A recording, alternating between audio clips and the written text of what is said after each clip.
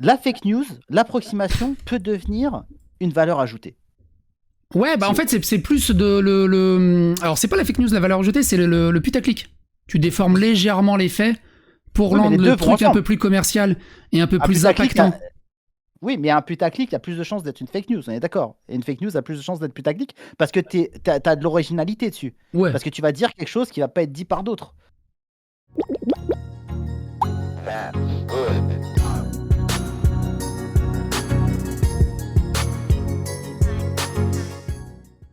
Salut tout le monde, épisode drama aujourd'hui, vous avez vu la miniature et le titre, de toute façon vous savez qu'on va parler de psychodélique et du foyer. C'est pas vraiment de gaieté de cœur que je parle de ce genre de drama, mais un peu par la force des choses. Ce sera un épisode sans doute un peu plus court aussi, parce que le drama ça va 5 minutes. Cela dit, rassurez-vous, on va quand même essayer de glisser un petit peu de philo à droite à gauche, puisque en nous appuyant sur ce drama, j'aimerais parler d'éthique et de création sur internet, en particulier dans la niche des créateurs de contenu politique, que ce soit sur YouTube, Twitch, TikTok, etc. Donc la séquence que vous avez vue en intro, elle est pas récente du tout, elle date de septembre 2022, mais le fond du propos reste malheureusement assez actuel, puisque si vous traînez un peu sur Twitter, enfin sur X, que vous suivez ces cercles-là, un peu politique underground on va dire, bah vous aurez sans doute remarqué que depuis des mois il continue à y avoir des dramas, des vagues de harcèlement, des actions judiciaires, etc. entre des vidéastes, et notamment dans le cas précis, entre Psychodélique et le Fou Allier. Je vous refais pas tout l'historique, mais je voudrais quand même vous partager une séquence qui me semble importante pour juger de la méthode de Psychodélique. Et Fou Allier, quand il parle de Florence Berco-Blacker, qui, je vous rappelle, essaye de dénoncer le frérisme et l'islam sunnite et tout le bordel, il s'adresse en ces termes. Florence Berco-Blacker, qui est sous protection policière et qui a subi de nombreuses menaces des islamistes radicalisés. Mais non, on veut pas couper de tête, calmez-vous, enfin. Pauvre déconstruction. Alors déjà, je pense qu'on dit Bergeau-Blaclair, mais surtout cette séquence du Fou Allier ne parle pas de Florence Bergeau-Blaclair. Cet extrait, il date d'une vidéo d'août 2023 dans laquelle Stéphane, donc le Fou Allier, réagissait à un article du Monde sur le wokisme, entre guillemets, et en l'occurrence, dans l'extrait, Stéphane répond à une phrase de Pierre-Henri Tavoyot. Alors c'est un peu deux poids, deux ambitions différentes là. Mais non, on veut pas couper de tête, calmez-vous, enfin. Pauvre déconstruction, réplique de Nick Bouchner, intervenant du colloque international intitulé « Qui a peur de la déconstruction ?» Et on peut être en accord ou en désaccord avec lui, ça y a pas de souci, mais il ne s'adresse pas dans cet extrait à Florence Bergeau-Blaclair. Et cette approximation de la part de Psycho, elle a son importance. On va y revenir. Au cas où vous ne connaîtriez pas, Psychodélique, c'est un user dont l'angle est clairement marqué à droite. On en a déjà parlé sur la chaîne parce qu'il a une petite tendance, comme il ne revendique pas d'appartenance précise, à se dire apartisan, apolitique, etc. Je reviens pas là-dessus, je l'ai déjà évoqué et je suis pas le seul.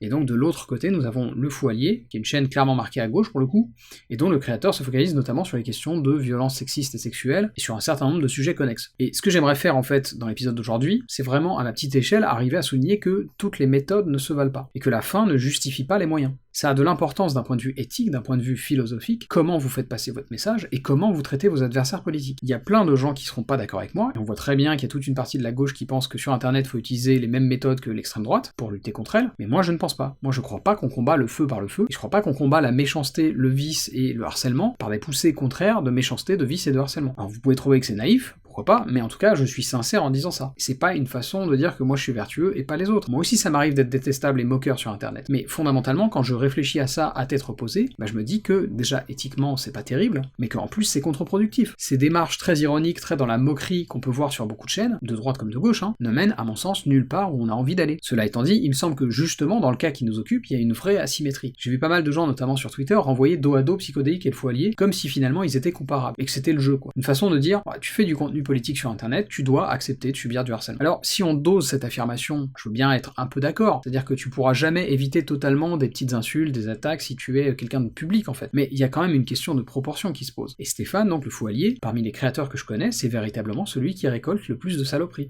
et de loin. Et c'est pas normal, mais on va revenir un peu là-dessus après. Avant ça, j'aimerais vous poser le contexte plus précisément. Donc l'extrait que je vous ai passé plus tôt où Psycho fait dire à Stéphane quelque chose qu'il n'a pas dit, il est tiré d'une vidéo de plus de 2 heures qui traite d'un sujet qui est d'actualité dans le débat public français, en tout cas sur internet, la question de l'apostasie dans l'islam. Ça a été traité par plein de vidéastes, mais pour une raison que j'ignore, Psychodélique a choisi de consacrer sa vidéo spécifiquement à quelqu'un avec qui il a déjà des contentieux judiciaires. Le Fou Allier. Parce que oui, il y a déjà des procédures en cours. Et en plus, c'est une action collective pour des faits de cyberharcèlement, de chantage, de diffamation, et j'en passe. Et ça, déjà, je pense que ça devrait interpeller. À mon avis, quand il y a un litige d'ordre légal, et donc souvent d'ordre moral, la meilleure chose à faire pour les deux parties concernées, c'est d'interagir le moins possible l'un avec l'autre.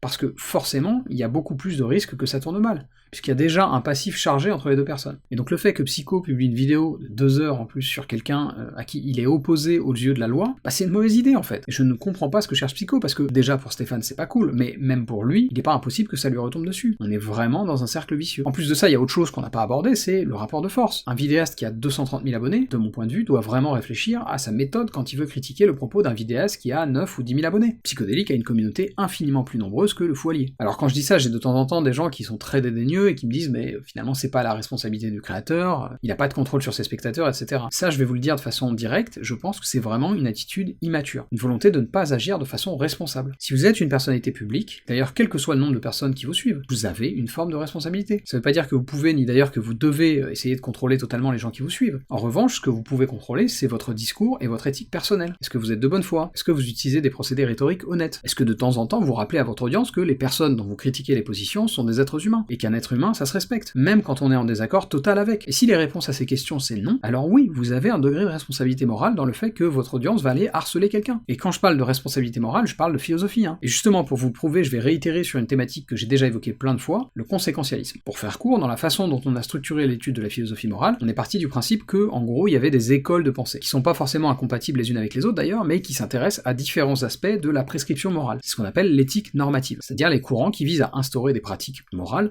au sein de la société, des normes. Et un de ces courants, c'est donc le conséquentialisme. Et en vrai, l'idée est très intuitive. Quand vous vous demandez si une action est morale, posez-vous simplement la question des conséquences possibles de cette action. Et c'est un peu le principe en droit de la non-assistance à personne en danger. Si par votre action ou par votre inaction, vous avez laissé quelqu'un dans une situation dangereuse, eh bien c'est que vous n'avez probablement pas pris en compte les conséquences de votre inaction. Autre exemple, si vous êtes fumeur et que vous larguez vos mégots mal éteints en pleine nature, eh bien ça peut donner lieu à un incendie. Là encore, si ça arrive, c'est que le fumeur n'a pas pensé aux conséquences possibles de ses actions. Et donc, de ce point de vue-là, revenons-en au cas qui nous intéresse. À votre avis, c'est quoi les conséquences possibles de cette décision de Psycho, alors qu'il est en contentieux juridique avec le Fou Allier, de faire une vidéo de plus de 2 heures sur lui, vidéo dans laquelle il est volontairement facétieux, moqueur, ironique, etc. Est-ce qu'il n'y a pas un risque de faire escalader la dynamique de clash, la dynamique d'invective et de harcèlement qui est monnaie courante sur internet? Moi je pense que si, je pense qu'en faisant cette vidéo, Psycho ne s'est pas posé de questions éthiques, et en particulier il ne s'est pas inscrit dans une démarche conséquentialiste. Et le fait qu'il n'y ait pas réfléchi, eh ben on peut lui reprocher. Il a cette responsabilité. Et je pense que le fait de ne pas se poser ces questions, justement, ça engendre des dynamiques sur internet qui sont toxiques. Moi c'est là-dessus que j'aimerais qu'il y ait un peu de prise de conscience collective. En plus, ça rend service à personne, ça participe à une polarisation de plus en plus invivable du débat politique, où les gens n'arrivent plus à se parler parce qu'ils n'arrivent plus à se respecter un minimum. Et d'ailleurs, même Psycho, il en est conscient, puisque lui aussi, il bloque des gens sur les réseaux. S'il fait ça, c'est pas par hasard, c'est bien que lui aussi doit recevoir des messages haineux. Et moi, je défends ça ni dans un sens ni dans l'autre, hein. Je trouve ça tout aussi désastreux que des gens aillent insulter Psycho que le Fou Allier. La différence, encore une fois, étant l'échelle. Un vidéaste qui a des centaines de milliers d'abonnés risque de provoquer plus de harcèlement qu'un vidéaste qui en a 10 000. Et ça, il faut le prendre en compte aussi. Et comprenez bien que ce que je dis là, c'est indépendant de ce que je pense du sujet en question, à savoir l'apostasie dans l'islam. Et justement d'ailleurs, je suis pas complètement d'accord avec toute une partie des vidéastes progressistes qui ont traité le sujet ces derniers temps. Moi, de mon point de vue, justement, les ex-musulmans, ils font partie des communautés qui ont besoin d'être soutenus à gauche. Et j'avais dit dans un post il y a quelques temps sur Twitter, et ne pensez pas que c'est juste déclaratif, hein. Il se trouve que je suis aussi le traducteur français du livre Unveiled de Yasmine Mohamed, qui raconte comment elle a quitté le cadre extrêmement rigoriste dans lequel elle a grandi. Yasmine Mohamed, c'est une ex-musulmane canadienne d'origine palestino-égyptienne. Donc pour moi, c'est important ces sujets. Et c'est important qu'à gauche, il y ait des espaces pour accueillir les apostats. Mais justement, c'est quand même des gens qui sont plutôt de bonne foi, ces vidéastes. Si on prend en exemple le Fou Allier ou même Paduring, bah face au retour qu'ils ont eu sur ce sujet, ils ont aussi fait la démarche d'en inviter des apostats. C'est pas anodin ça, c'est quelque chose qu'il faut porter à leur crédit. Alors certains vont dire oui mais c'est un peu tard. Bah peut-être, mais mieux vaut tard que jamais il me semble. Et ça c'est une forme d'honnêteté intellectuelle. De dire ok j'avais peut-être pas pris en compte tous les enjeux de ces questions, je vais inviter un apostat et puis on va voir. Et je pense que là il y a une petite asymétrie aussi. Je vois moins de remise en question chez quelqu'un comme Psycho. Après voilà, je vais pas insister sur ce sujet-là, j'ai pas grand chose de plus à dire sur la question de l'apostasie, et je pense en plus que Asserment d'Axe de la Tronchambier a résumé l'essentiel dans une vidéo récente à ce sujet. On a sans doute mieux à faire en gros que de se tirer dans les pattes comme on a pu le faire ces derniers mois. Donc pour en revenir à notre sujet, j'aimerais maintenant revenir sur la question de l'éthique personnelle des créateurs, et notamment sur le point de la sincérité. Il y a une différence fondamentale entre énoncer des choses qu'on croit sincèrement et se tromper, et énoncer des choses qu'on sait être au mieux des demi-vérités, au pire des contre-vérités. Le fait de diffuser quelque chose de trompeur sciemment, bah ça devrait poser question quand un créateur fait ça. Et c'est pour ça que je vous ai passé cet extrait en début de vidéo. Je vais vous parler de mon point de vue sur les approximations, parce que je viens d'en faire une magnifique. Voilà, je viens de faire une vidéo qui a énormément marché.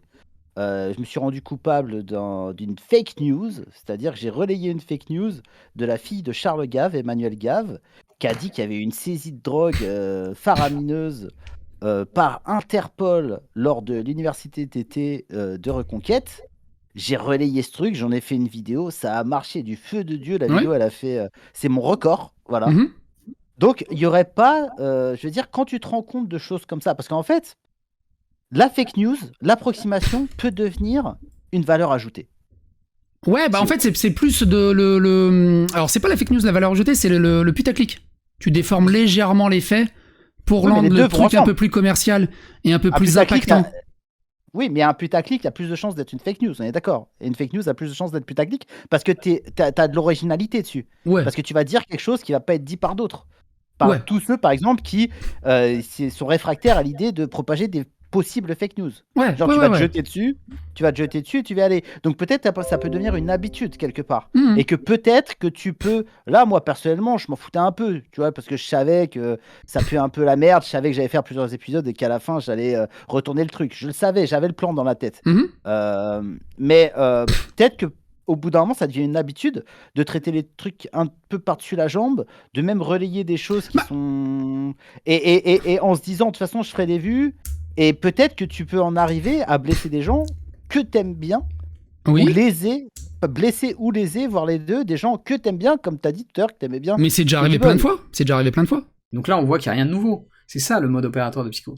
Il n'a pas de problème à tricher un peu avec la vérité. En tout cas, quand ça sert son narratif. Et là encore, il y a une asymétrie, parce que de son côté, le fou allié ne fait pas des choses comme ça. Et je vais me répéter, mais je dis ça indépendamment de toute considération politique. Vous avez le droit de pas être d'accord avec Stéphane, mais ce que j'essaie de vous dire, c'est qu'il y a une différence entre quelqu'un qui est sincère et quelqu'un qui ne l'est pas. Les intentions, en éthique, ça compte. Le fait qu'un vidéaste ait l'intention de ne pas être particulièrement rigoureux sous prétexte que ça peut le servir, ça devrait nous alerter collectivement. Particulièrement quand ça fait des années que ça dure. Dans la séquence que je vous ai passée, dans le chat de Psycho, il y a quelqu'un qui dit que c'est mal connaître Psycho de penser qu'il est méchant, qu'il est machiavélique. Mais précisément, ce type de comportement-là, c'est machiavélique. Être prêt à tricher un peu avec les faits pour servir son objectif, qu'il soit politique ou simplement économique, c'est considérer que la fin justifie les moyens. C'est très machiavélique. Et évidemment, il dégage une certaine bonhomie, le psychodélique, et quand on parle avec lui, il est pas méchant du tout. Mais sa façon de procéder, les méthodes qu'il emploie, sont immorales. Et le souci, c'est que quand on lui dit, ça n'a pas l'air de lui poser problème. Partant de là, malheureusement, moi ça m'étonne pas que ça se finisse au tribunal, ces histoires. Et c'est quand même un peu bête parce que, justement, ce genre de conséquences sont évitables. Et pour éviter ça, au-delà du conséquentialisme, on a d'autres courants en éthique normative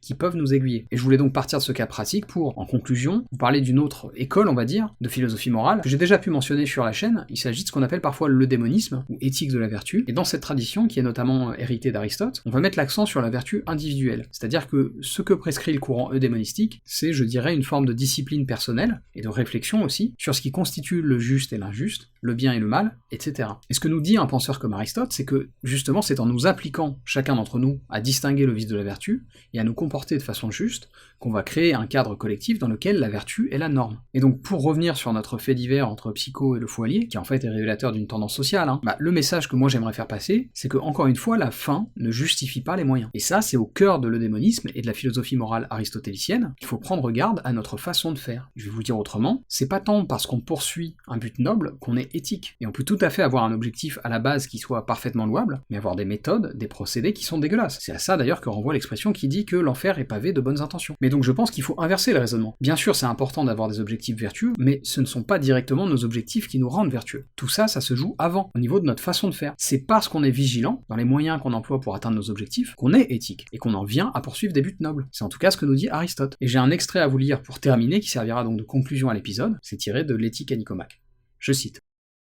La fin étant ainsi un objet de souhait, et les moyens pour atteindre la fin objet de délibération et de choix, les actions concernant ces moyens seront faites par choix et seront volontaires. Or, l'activité vertueuse a rapport aux moyens. Par conséquent, la vertu dépend aussi de nous, mais il en est également ainsi pour le vice. En effet, là où il dépend de nous d'agir, il dépend de nous aussi de ne pas agir. Et là où il dépend de nous de dire non, il dépend aussi de nous de dire oui. Mais s'il dépend de nous d'accomplir les actions bonnes et les actions honteuses, et pareillement encore de ne pas les accomplir, et si c'est là essentiellement, dirons-nous, être bon ou mauvais, il en résulte qu'il est également en notre pouvoir d'être intrinsèquement vertueux ou vicieux. Aristote.